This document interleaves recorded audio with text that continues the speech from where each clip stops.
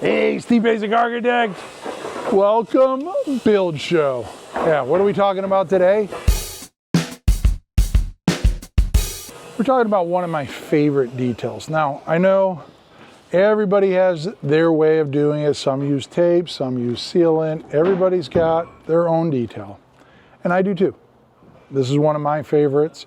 It works. It's proven to work. We have houses that are sub 0.40 in air tightness. And this is probably one of the areas that has some of the largest leakage. And the reason is that you have dissimilar materials, right? So in a typical foundation on a house or garage, in this case here, the garage isn't, necessarily as desirable to be air sealed as the house, but we're using it as the example. So 10-inch foundation wall. There's no guarantee that's perfectly flat. There's no guarantee that there's not some little nooks and crannies, a little bit of a wave in the top of that. Now some builders will grind it and do different things. A lot of guys and gals, they'll just go get sill sealer, right? This is a polystyrene. It's a closed cell foam. It's got some ridges in there. You put it down, you bolt to it, and you hope for the best. And it works. Does it work well? I don't think it's the A+ solution. It's a C+B, maybe, in my book. So I like to couple it and elevate that detail. So I call on some good friends, our friends at Sashco. And we have Lexel here. Lexel is an elastic sealant. It's clear.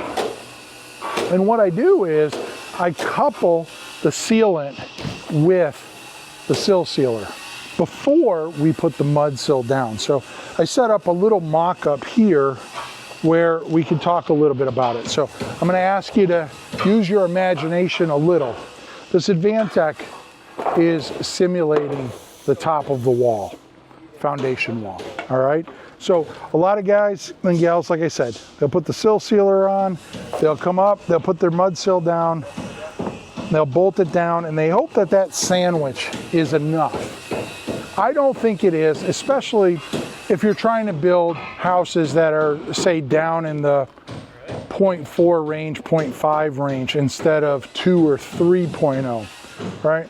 So what I typically do is I call for a bead of sealant to be run down the outside of the wall, right? And so we have that sealant, and then we put the sill sealer down.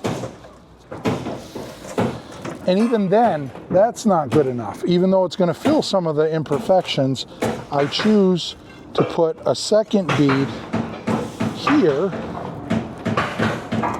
And now we take the mud sill and we put it down, and if I move it back a little, you'll see that when I squeeze, we'll get a little oozing out. So we have a bead of sealant under, we have a bead of sealant over, and with that, we've created kind of a sill sealer sandwich, if you will. And that sandwich takes me to the next level of air tightness, and that's what's getting me down below those 0.5 numbers, right?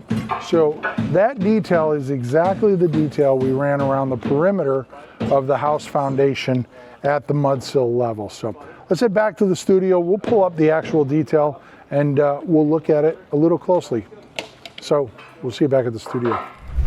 Welcome back to the Vibe Studio. Yeah, I got the Vibe board fired up. We got a detail, we got some drawings or pictures. So yeah, let's talk about one of my favorite details. Air sealing. Yeah, who doesn't like a good air seal? Let's talk about it.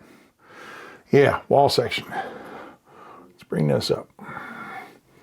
So I will confess, I've probably been doing this detail for, I don't know, no less than 20 plus years. When we first, was probably the first time. Yeah, probably close to it. It was probably around 2007 or so when I drew this detail up for the first time. But basically it is dissimilar materials, right? We have our concrete foundation.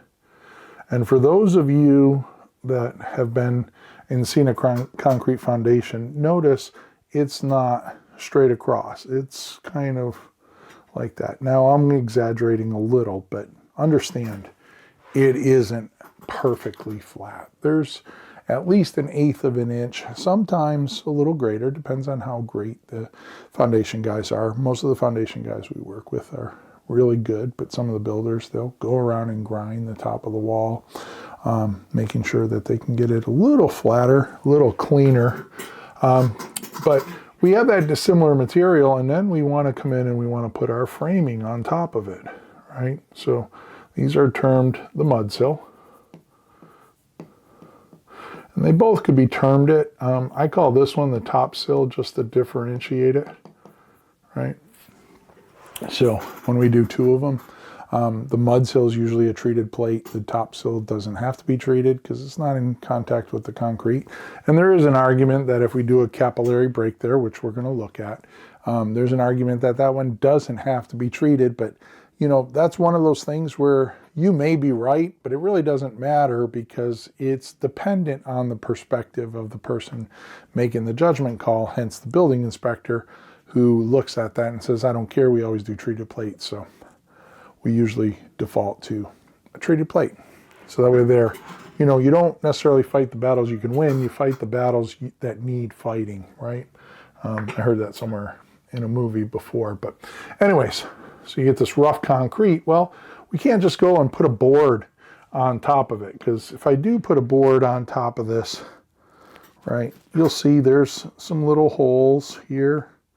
And if you've ever been in like a, I don't know, and I have done this, but let's say a pre-World War II vintage house, so something that was maybe built in the 20s, 30s, 40s, and you go into the basement and you shut off the lights in the middle of the day, and then you walk around and you look, well, yes, you guessed it. You'll see some daylight in those cracks there, and it'll light right up. And yeah, the minute you have a hole, guess what? You have air leakage, right? So dissimilar materials, not properly detailed, equals big problem. And, you know, in the latest years, say last 10, 15 or so, since I would say, you know, Joe has always preached air tightness and a whole bunch of other people. But when Passive House came to America, certified Passive House, and now there was a required measurement of 0.60 ACH50, right, air changes per hour at 50 pascals, then that 0.60 really started to stir the pot a little, right? And it forced the codes to go from 5, and now we're at 3.0 air changes. So that is about 1/5, you know, 20% of the air leakage that the US IRC code allows, Passive House requires. And their 0.6 is a positive and a negative test. It's the average of it. So depending on what kind of windows you have to test them both ways, not just in the most favorable way. But let's get back to this detail here, right? So we have those two dissimilar materials where I have that concrete. I'll just make this a little bigger. And then I have the 2x that goes on top of it. And I spaced it off there for graphic illustrative purposes. What we do is we put a sill sealer in here. Yes, it's called sill sealer. And it's just basically a rollout foam. You're going to see it in the picture. But we put a sill sealer in here, and I'm going to just show it with a little jog in there. Because what I like to do is I like to put a nice bead of sealant down on the foundation. Then we put the sill sealer down, covers it up, but continuous. Continuous means it doesn't stop. There's no intermittent. It's not an intermittent bead of sealant. It's a continuous bead of sealant. Then we put the sill sealer down, and then we put a bead on top of the sill sealer. And then when we put our mud sill down and we bolt it down with the anchor bolt, we kind of smush this whole sandwich together there, and we make it a double bead sealed sandwich. So that helps pick up some of the slack in these voids, right? And help seal that against that dissimilar material. So let's take a look at the photo right quick. All right, somehow we had a little remnant there. But you can sill. Here's that sill sealer, right? Comes over. It's kind of a ribbed piece of cellular foam, and it goes down. You can't quite see it here, but in the video I did kind of that demonstration where we have the bead underneath, and then we have the bead on top, and then we have that bead underneath here, and then when you push this down, it smushes it. Now, our good friends at Sashco, they teamed up with us, and we got some Lexel. I've used acoustical sealant there. What's the other one? Contiga. We've used Lexel. Acoustical sealant and Lexel are probably my favored choices. Lexel does a really good job. It's real easy to get. It's not nearly the mess that acoustical sealant is. So, you know, you get best of both worlds. But, you know, nonetheless, very critical joint, because we're going from concrete here to wood. And so that joint is not nearly as perfect as you need it to be. So not only putting in that sill sealer, sometimes that isn't enough to accommodate some of the leaks or disparity between the surface of the concrete and the bottom surface of that piece of lumber. And remember, there's some butt joints in this every now and then on some of the longer pieces. There's the piece when it turns the corner. There's a little joint. So you want to make sure you're hitting those butt joints with some sealant there too, and sealing that all up. And then we're going to bring our sheathing down on this, of course, and close it all up. So anyways, air sealing, it's important. You know, that detail, we have houses down, you know, 0.16, 1.5.